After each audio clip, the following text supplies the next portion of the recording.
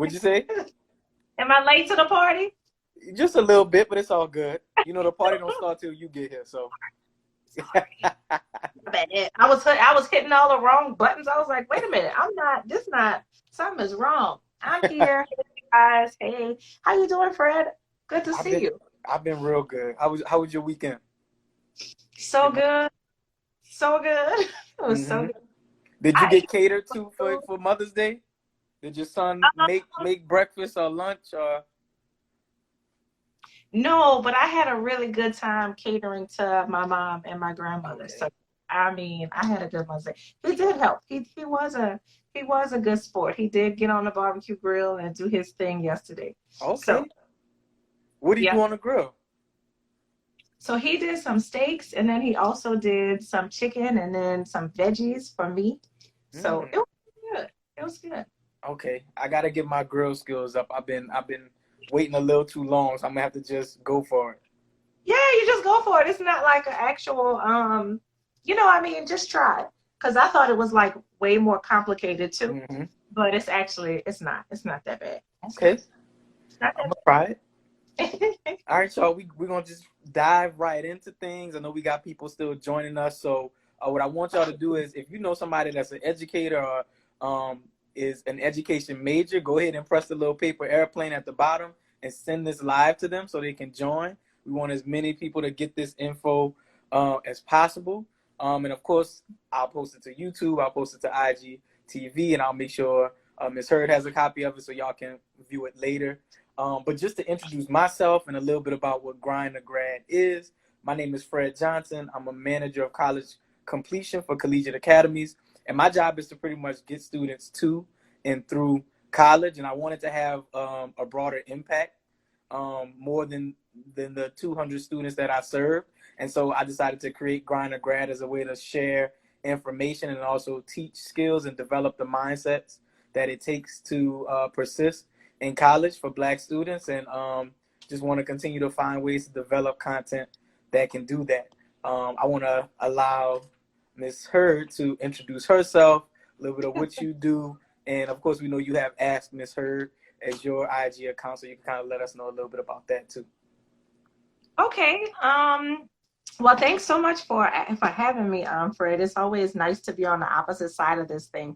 So I am Miss Andrea Heard, and I am an educator from New Orleans, Louisiana. This year marks my 11th year as an educator. I began teaching elementary school. I then moved to high school, and then from there, I'm now teaching college. College by day. So I'm a college professor now where I'm able to teach future teachers who are getting ready to go right inside of the classroom or who are in the middle of doing like field experience, but I get to prepare some teachers to get out there in the field of work that I was so in love with being in. And then, of course, I have Ask Miss Heard. So Ask Miss Heard is my support organization for parents as well as teachers. And so I have a professional development online school for teachers now. And of course, I'm also doing workshops and curriculum writing and all of that sort of thing. So that's what Ask Miss Heard is. Cool. Thank you. Thank you. And just to let y'all know, Andrea actually coached me while I was at CAR, and she helped change the game in terms of the way I address classroom management, the way I develop lessons, and the way I engage with students in my classroom. So I can tell you from experience, she knows what she's doing. She is a beast. And so make sure y'all have a notebook and y'all are writing some things down. What tonight is, it's the first of what is going to be a series of my InstaMentor series. As I've been talking to college students, a lot of them told me they wish they had more mentoring opportunities, or just they wish they had more people that look like them that could mentor them. And so I wanted to start this as a way to get real advice about your career. I feel like websites and career offices don't, in some school programs, don't really prepare you for what it's like to be in the field and what it's like to be Black in the field. And so I'm going to pretty much ask questions tonight so that Ms. Heard can give y'all the inside scoop on if you really want to be a great teacher in the classroom, whether that be at the elementary, secondary, or collegiate level, what are the things that you need to do now as an undergraduate to prepare? And also, if you are currently in the field, what are some game changers that you can do? So I'm gonna kind of ask questions to run the gamut. And I know I don't have to ask you, Andrea, to just keep it 100 and just be real and raw about everything. No, I've got it. So my first question is, how does somebody know if education is the right career for them to go into? Ooh. Well, I will say that education should not be a career if it is your intention to just use it to pay back your student loans, or um, or because it's just your fallback and you don't have anything else to do. What you're going to experience if that happens to be where you stumble upon and become an educator, it's either two things. Either you're going to really suffer, you're going to sink, or you're going to swim, because you will quickly find out that 30 people looking at you, whether they be tiny humans or whether they be fifth graders who are pretty independent, or high school students, in order for you to be effective and not get immediately turned off, burned out, eaten up, because it's a tough, demanding job. Um, you have to know that you want to be there. When 30 people are looking at you to lead them Monday through Friday for an hour, hour and a half, even if it's 50 minutes, you have to be on and you have to be ready. So education is not just a career or a job that you just jump into if you're not sure that you're ready to, be considerate, be, like I said, prepared all the time. If you're not interested in problem solving, if you're not interested in youth, or even if the youth are college students, they're still looking up to you. If you're not ready for that type of responsibility, I would not suggest that you just say, oh yeah, I'll just teach. No, no, no. Yeah, that shift from, I can remember when I was student teaching and I kind of did like the little things, I kind of helped out, but that shift from going from a student teacher and learning about how to do it to you are directly responsible for the growth of 30 to 35 students. You might have 3 or 4 periods of those students. It was a culture shock, and there were a lot of things I didn't learn in college about how to do those things well. And so we'll definitely get to it. But she's not lying when she talk about is you and 30 kids. You got to figure it out. Can you Yes. talk a little bit about what are the parts of teaching that bring you the most joy? Ah, listen, y'all. When you are there's a flip side to it. So like I said, it's kind of like sink or there's swim. When you're swimming with your kids, with your students, it brings you all the joy in the world, because you're creating these lessons in order to teach them these skills. But then on top of that, you all begin to develop relationships with one another.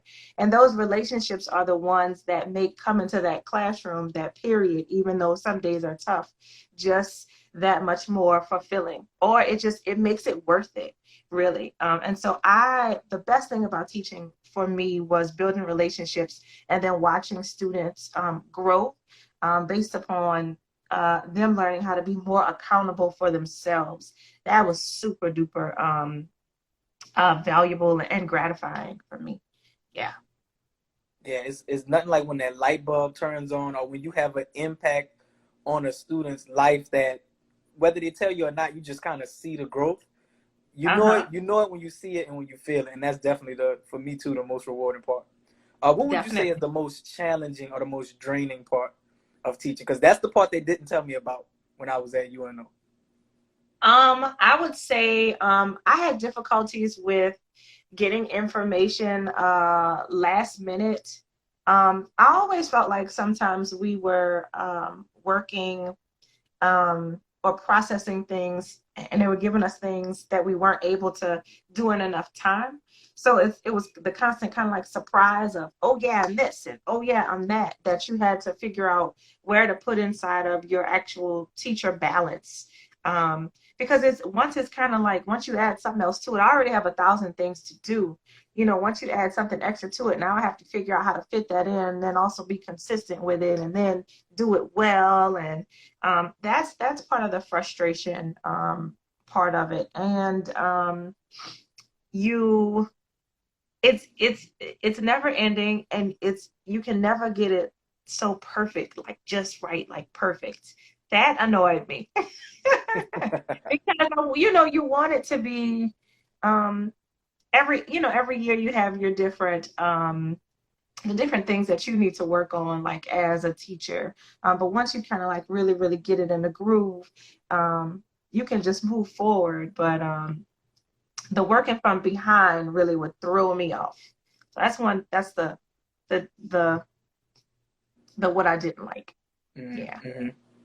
What skills would you say are most important to be an effective teacher? And can you kind of talk about, if I'm an undergraduate, how do I develop those skills? And if I'm a current teacher, how might I develop those skills?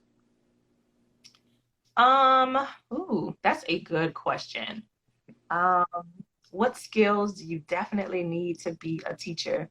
You need, number one, you need an open mind, because things are going to change a lot. So you're going to have to learn that your flexibility is a big key.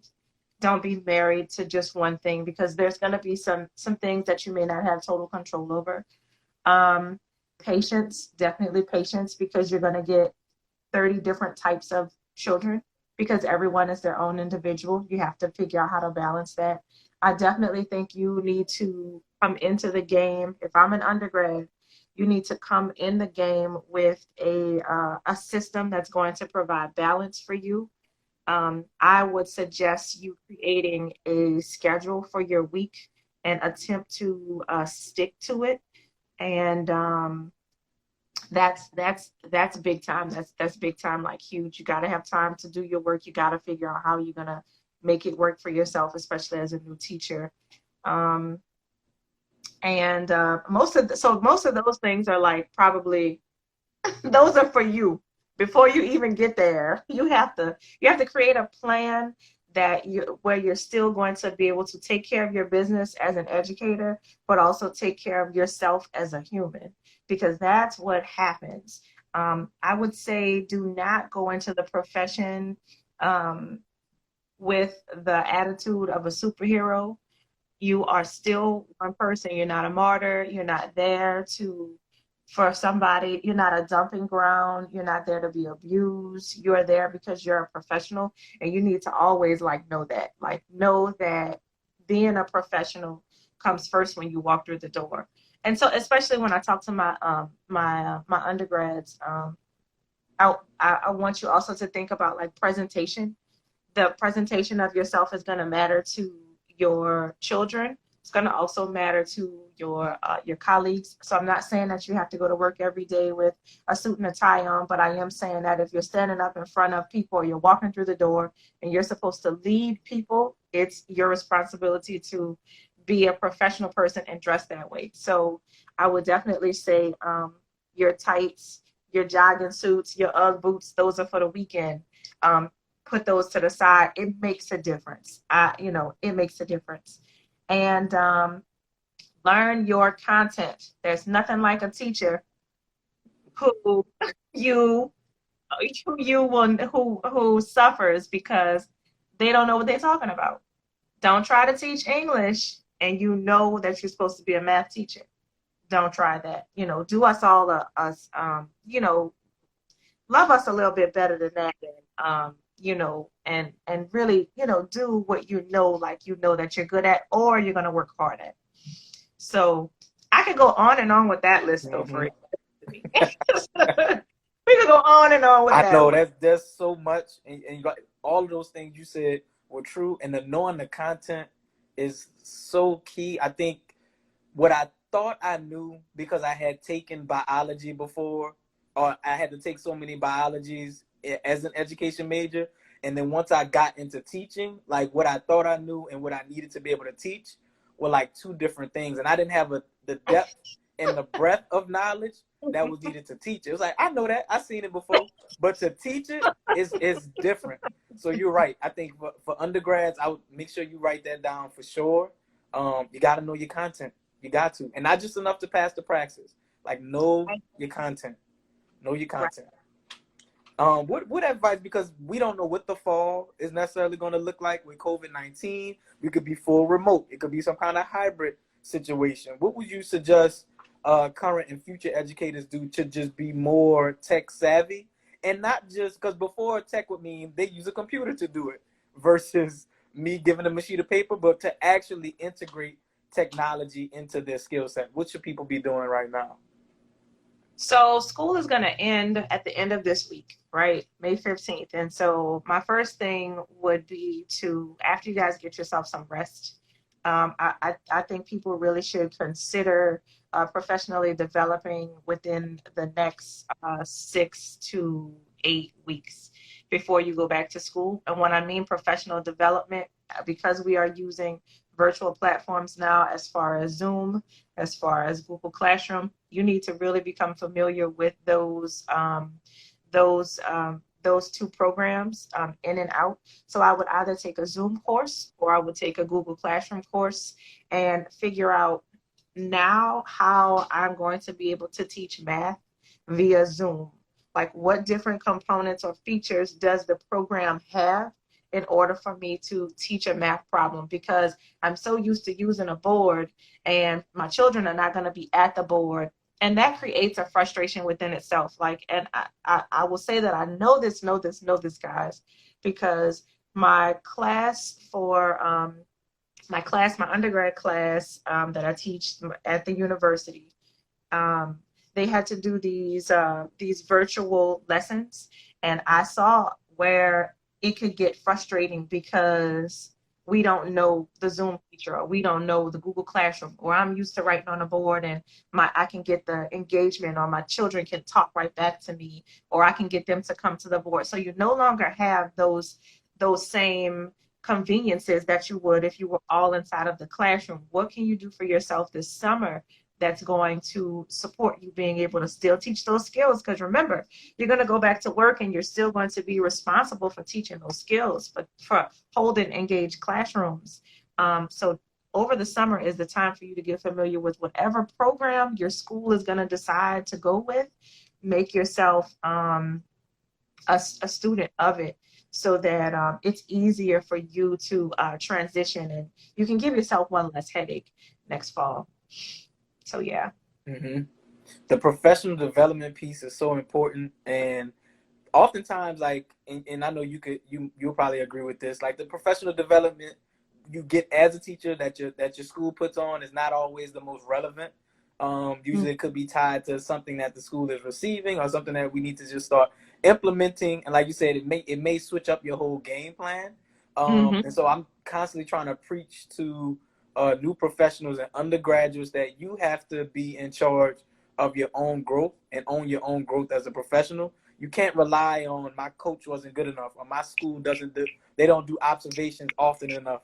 And anytime I reflect on my teaching, a lot of the reasons why I wasn't as good as I wanted to be was because I was waiting on somebody else to make me great instead of saying I need to invest in myself. And so I think that's like a huge piece of advice. Like you said, we have some time between now and the start of summer or the start of fall. Invest in yourself. Do what you need to do to be a better teacher. Yeah, that's real. Yeah, because listen, like, summer is the time where teachers who want to be good go from good to great, for real. Like, summer was my time where I got it in. I was like, oh, wait a minute, I've done all of this reflecting. I know what didn't work last year.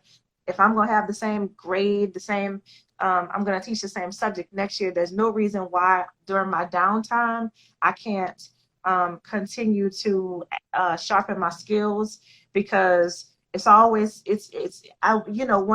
if I wasn't a standardized test person, but I wanted to definitely see my children grow. So summer is definitely the time for that at 100%.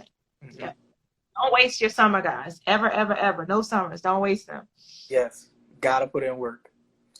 Can you speak to some, because I know a lot of education majors, at least when I majored in education, I was like set on you're going to teach for 20, 30, 40, however many years, and then you have to be locked into that. And so could you kind of speak to what are the different roles that a person can take on if somebody is looking to advance? What are some of the other opportunities within education that somebody can kind of start to look at? So with the new with our pandemic going on, a lot of teachers are finding that they would rather actually teach online. Virtual learning is becoming, or being a virtual teacher is becoming is going to become more prevalent. You guys will begin to see that. So if that's something that you think that you like, I would at 100% consider it. There's also instructional coaches. I am an instructional coach. In order to be an instructional coach, you go and get your master's in education. There's always curriculum writing. If you are a person who makes these really, really good like lessons, feel free to jump on and curriculum write for companies. They're always looking for people to do that. Curriculum revising. Of course, you can always go into an administrative role where you are the leader of a school, head of a school, which is the principal. Principals now handle a lot to do with budgetary needs, figuring out what they need to do with their their money, but also a person who's going to do the right thing, but whose leadership is who is able to be able to lead a large amount of that's children and adults. That may be another role you want to take. Outside of that, there are a host of other options and programs. There's always nonprofit organizations, the nonprofit sector, in case you're just, like, okay, I can't take large groups of students. I can't move them well. That's not where my forte is, but I can develop really good programs. You may want to do program development for an organization. Museums even hire educators. You can begin to do a lot. You just kind of have to find out what your strengths are, where you kind of fall within. And when you're inside of the building, you'll get a feel for it. You'll be able to figure it out. You'll be able to figure it out. Yeah. Yeah, and that's what happened to me. I think when I became a teacher and once I started teaching, I was like, oh, maybe I want to be a principal. And then I kind of saw what that day-to-day looked like. I was like, nah, I'm good. And then I was like, well, maybe, because I was just thinking about advancements. I was like, oh, maybe superintendent. And then just because of how political that position is, I'm like, nah, that's not really where I fall. And then once I made the decision to leave the classroom, I knew I wanted to stay in education, but I knew my niche was helping students. And so doing it on a collegiate level as an advisor, in my position, I get to uniquely work with high school seniors and then work with them on their transition to college and continue to work with them. So you're right. If you focus on it long enough, you'll kind of find what your lane is, what your strengths are, and you can find what fits you. Because it's there, like you said, the education runs the gamut in terms of the number of roles and positions that you can have. So you just got to do your research and continue to grow your skills, and you'll find something that works for you. Yes, totally, 100%, 100%, yeah. Can you speak to what it's like to be a Black female in education? Just some of the challenges or things that you've had to be cognizant of as you navigate the field as a Black woman. Being a Black female woman teacher is awesome because you are everybody's mama's sister. You're everybody's auntie. You know what I mean? Yeah. And if you make connections with the children, especially, they will treat you well. They will really treat you well. But being Black, and then also being an academic, being skilled, being educated, being able to be that example for children is amazing because they want to know, like, your story as a person. And for them, it looks and it feels good to them. It's like somebody like me is intelligent, and they're gonna teach me they're gonna teach me science or English, and they're gonna break this down. And my teacher, she speaks grammatically correct, but she can also she can also get with me if she needs to. Being a Black female teacher is awesome, especially when you have students who are interested in learning. Even more great then. But it's an honor, honestly. As a you asking me that, I've probably never really thought about it until you put me on the spot. That's a good question. It's an honor to service to serve and to be a teacher, and for people to say, that's mama, that's my teacher, or Dad, that's Mr. Johnson, and like it's good, it's great, it's And I've great. I've seen it. I've seen how the kids like revolved around you and just you commanded respect, but kids rose to that, like they rose to that bar of excellence that you held them to.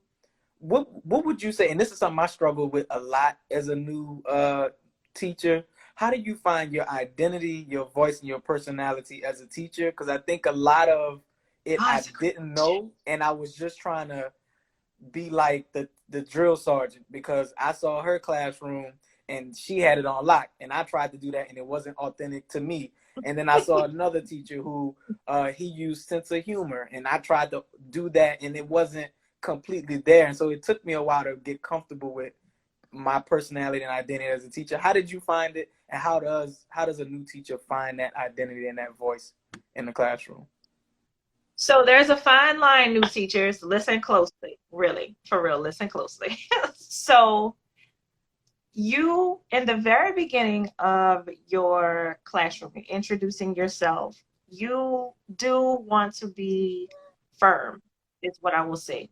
But you want to be firm, and you can be firmer than what you naturally are as a natural person, before we get to know you, by having all of your actual procedures and classroom in place.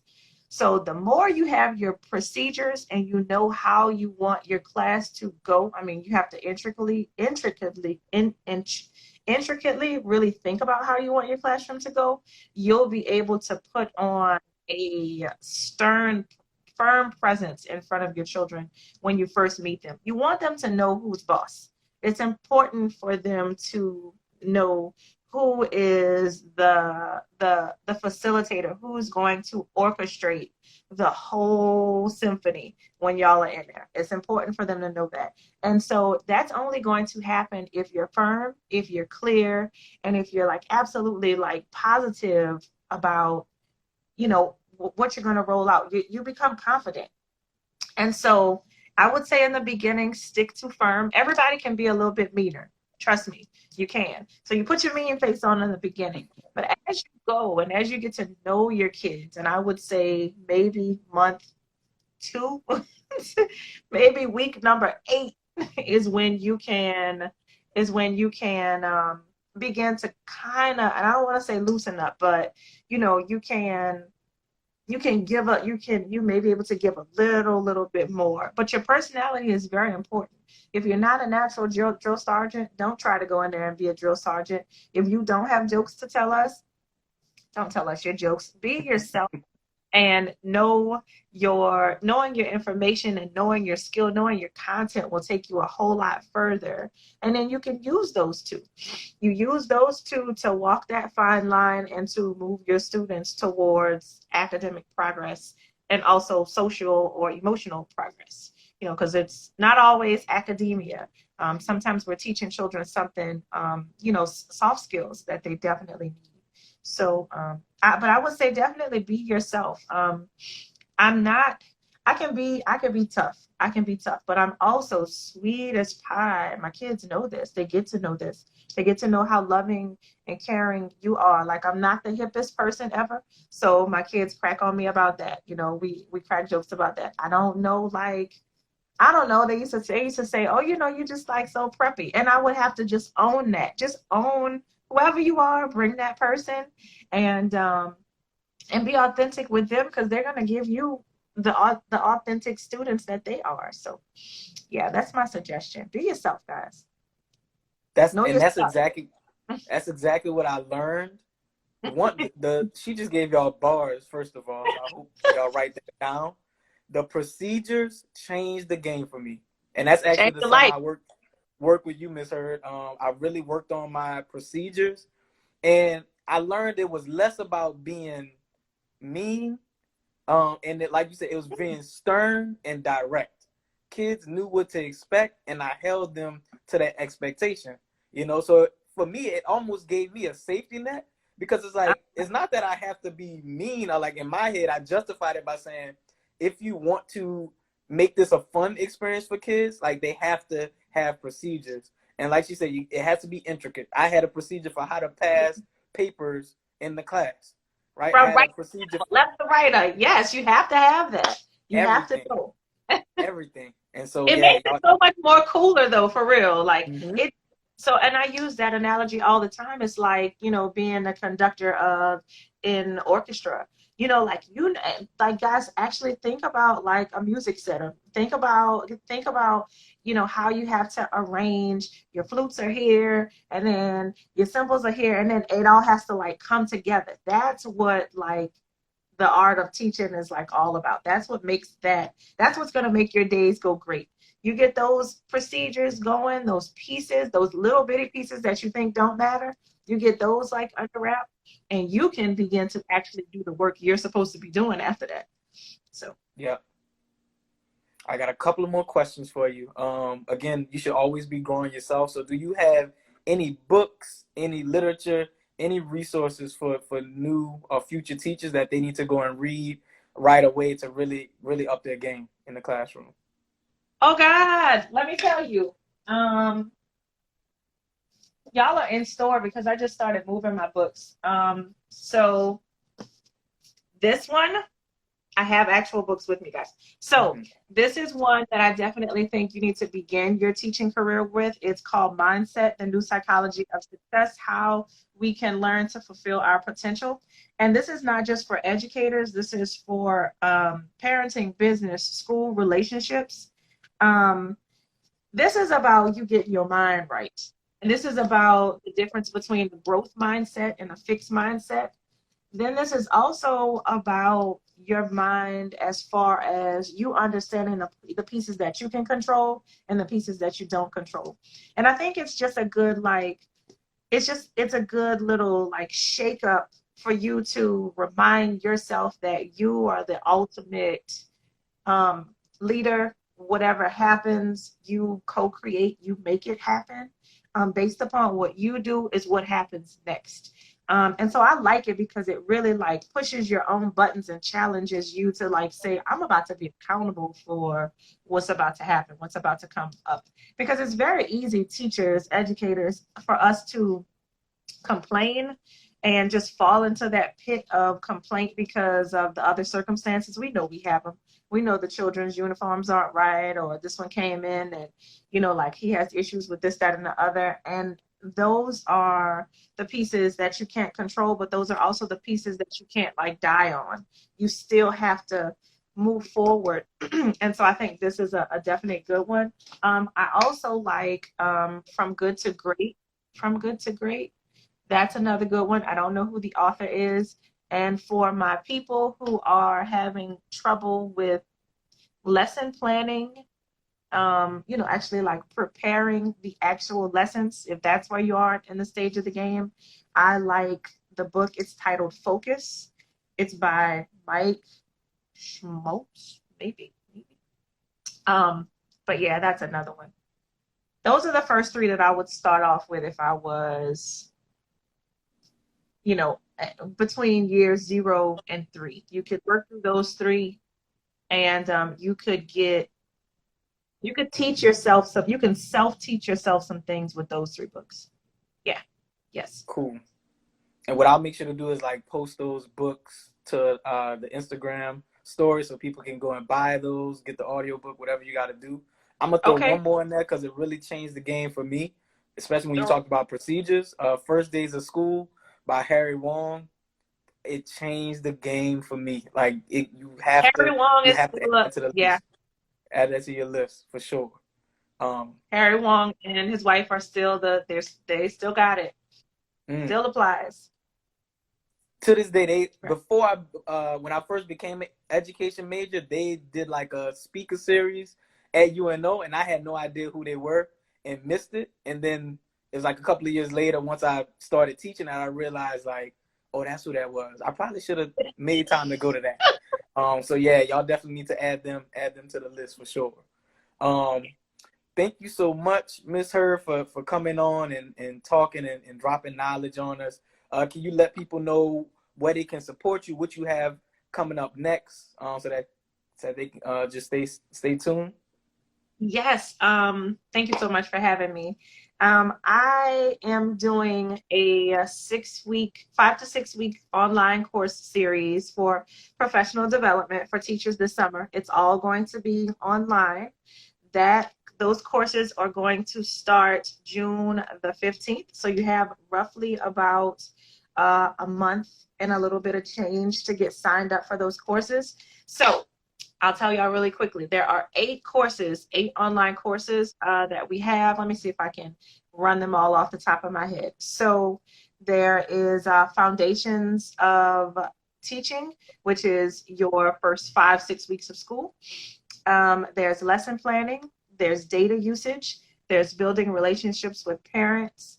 There is going from teachers to special education students, cultivating resilience. That's the one on teachers and their mental health. And there's one, but that's with me, guys. So I'll be doing professional development courses over the summer, and then also one-on-one virtual coaching that you guys can feel free to sign up for. And everything is on my Ask Miss Heard Instagram page, as well as askmissheard.com, which is my website. So you guys can contact me there. Do not hesitate. I'm here to help. If you need any support or resources for the summer for your children as well, I'm here. Just hit me up, and I'll be happy to help you. Yeah. And would those be good courses for undergraduates, people getting close to graduating to take advantage of as well? Or are they more geared toward people who are currently in the field?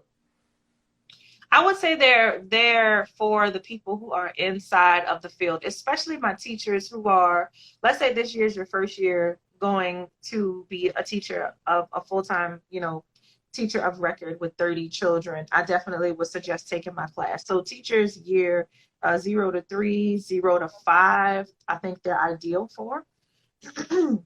Yeah, definitely. If you're not there just yet, I would wait, continue to do your student teaching. But as soon as you get out, come and see me, because coaching, honestly, coaching, I think really, really goes a long way. You need somebody to process that information with, process those experiences with. And a lot of times it's good for that person to be outside of your school. It gives you a fresh set of eyes, and it gives you some personalized attention that you're definitely going to want and need. So I'm here for that. Cool. So thank you again. Y'all heard it. Andrea Heard at _ Ask Miss Heard _ She has resources regardless of where you are in the field of education. If you just have questions, hit her up on her website or DM her. I'm going to repost all the books and stuff. Yeah, I know we're going to do this again soon, because there's a lot that I want to pick your brain about. So I'll continue to support your channel. And thank y'all, everybody, for tuning in. Y'all have a good evening. Good night, guys. See ya. Great.